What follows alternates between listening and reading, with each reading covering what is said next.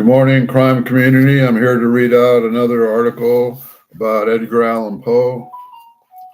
This is called Elitism as a Defense of Failure. It is obviously not only the Southern tendency to ape elitist English attitudes that was involved. Poe's particularly sensitive and self-protective temperament certainly gave underlying forces to the acquired rhetoric.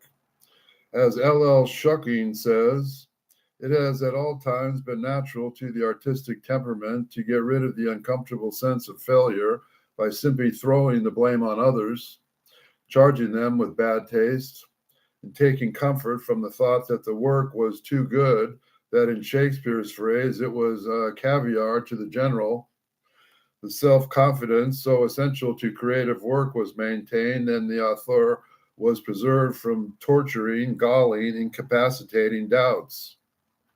Poe's haughty self-identification with the few against the many in such statements must also reflect his sense of the unacceptability of his own characteristic work to the mass audience.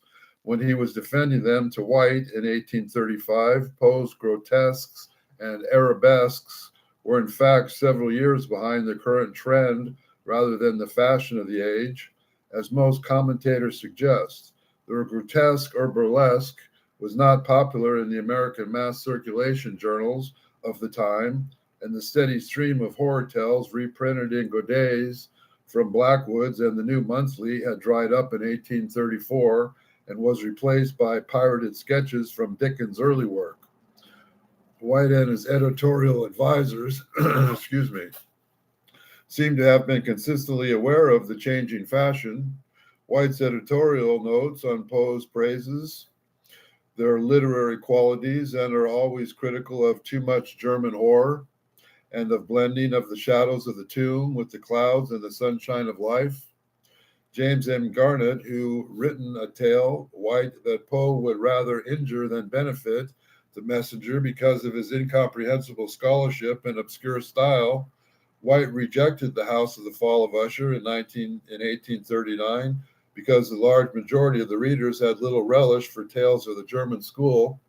And J.E. Feach, in giving Poe his news, said, "I doubt very much whether tales of the wild, improbable, and terrible class can ever be permanently popular in this country. Charles Dickens, it appears to me, has given the final death blow to writing of that description. Some of Poe's fellow writers had, of course, admired his work from the time when he was awarded the Baltimore Saturday Visitor Prize for wild, vigorous, and poetical imagination, rich style, varied and curious learning, the characteristic qualities of the older journalism. The Harper's objection to Poe's tales was that there was a degree of obscurity in their application which would prevent ordinary readers from comprehending their drift. It requires a degree of familiarity with very kinds of knowledge which they do not possess. Or as they put it to Poe himself, the papers are too learned and mystical. They would be understood and relished only by a few. They're not by the multitude." In both letters, they confirmed that either advice given by Poe's first publisher, H.C. Carey, through Kennedy, that short stories, particularly when reprinted from magazines, had little popular appeal. Now Paulding was asked by Harper to convey to Poe the advice that he would or should lower himself a little to the ordinary comprehension of the generality of readers. One way for Pope to preserve himself from torturing, galling, incapacitating doubts in the face of this criticism was to number himself within a superior literary elite. On their way, we have seen the need to adapt. But even in his work for the Southern Literary Messenger, Poe must have least particularly recognized that such elitism was inapplicable to the situation of the American journalist, forced into a practical dependence on the mass audience. Certainly a success in raising the journal circulation gives this impression and does a considerable amount of his more run-of-the-mill reviewing.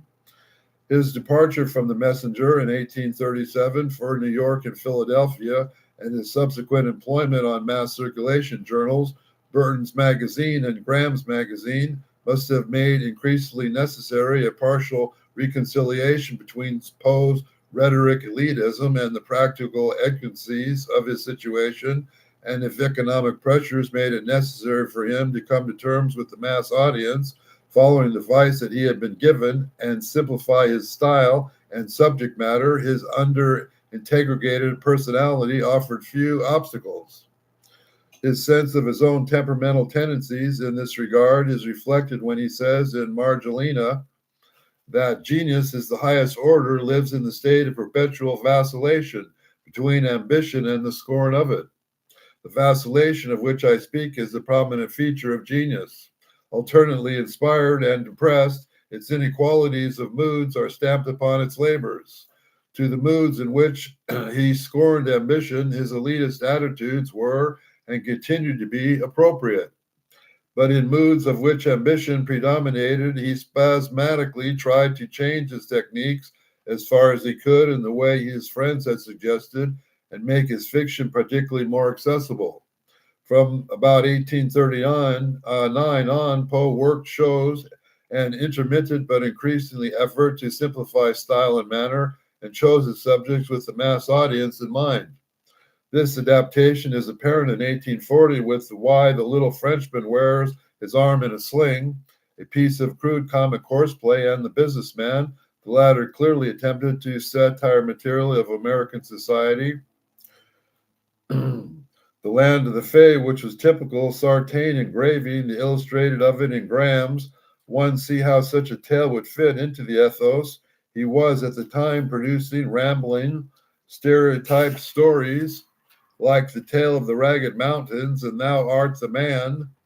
His own characteristic modes of internal horror were now presented in tighter fictional terms in The Telltale Heart, The Black Cat, The Cat of Amontillado, and The Hopeful Frog. The morbid psychological interest has now a smoothly theatrical rather than widely metaphysical exposition. A comparison of A Descent into Maelstrom with the MS found in the bottle shows his tendency to choose less erudite propagandists, to avoid learned reference and affection, to simplify syntax and vocabulary, and to chop up his periods. With every knot of way the ship made, the swelling of the black stupendous seas became more dismally appalling. At times we grasped for breath at an elevation beyond the albatross. At times became dizzy with the velocity of the descent into some watery hell where the air grew stagnant and no sound disturbed the slumbers of the kraken. That's from Miss S. and the Found in the Bottle. Presently, a gigantic sea happened to take us right into the counter and bore us with it as it rose, up, up, up, as if into the sky. I would not believe that any wave could rise so high, and then down we came into the sweep, a slide, and a plunge that made me feel sick and dizzy, as if I was falling from some lofty mountaintop in a dream, the descent to the maelstrom. Meanwhile, his comic impulse was channeled into rather regrettable efforts like The Spectacles or burlesque on the American literary scene, The Literary Life of Thin Gum Bob. The talent was hoaxing for verisimilitude, came to rely less upon the formal style that extended the abstract pseudo-scientific interest of Hans Flaul, adopting instead a journalistic bluffness in the balloon hoax and drawing a more crude popular science in the facts in the case of Mr. Valdemar. The most obvious modification in this critical lay in the paragraphs of gossip and personal descriptions of writers that Poe increasingly introduced, culminating in the Pauper Literate series of the Godets.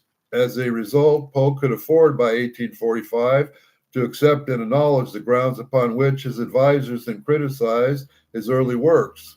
In 19 cases out of 20, the reader will suffer the most valuable, or to remain unmined in all eternity before he will be put in the trouble of digging even for 1 inch. And no reader is to be commended or not put himself to trouble to digging with for even 1 inch. And no writer has the right to impose any such necessity upon him. Self-defense strategies of Poe's later criticisms. Poe's attempt to adapt work in the American situation inevitably produced modifications in the terms of which we discuss the literary audience. But throughout his life, his attitudes to the audience showed the kind of acute vacillation which he described as being the prominent feature of genius, moving between increasingly exaggerated elitism and an alternative attempt to defend the increasingly practical commitment to the mass audience. His employer on the Southern Literary Messenger, T.W. White, assumed that the American hinterland, the writers themselves, composed the only homogeneous group with distinct literary interests. He saw his readers as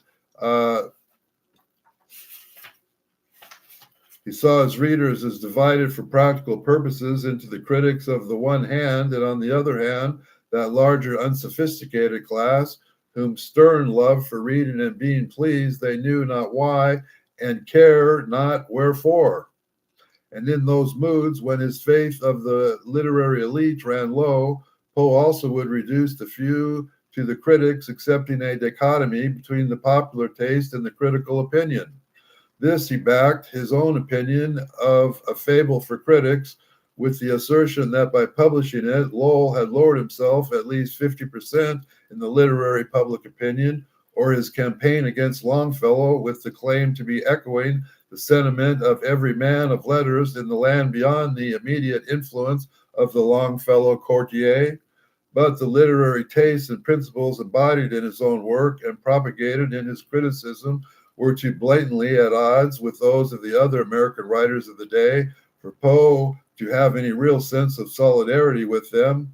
He campaigned against simplicity, sincerity, and didacticism. He convinced aestheticism set him very much apart, both as writer and as a critic. So more and more he developed a purely rhetorical elitism, speaking of the few and the many when the former group is imaginary and it is defined only by its agreement with himself.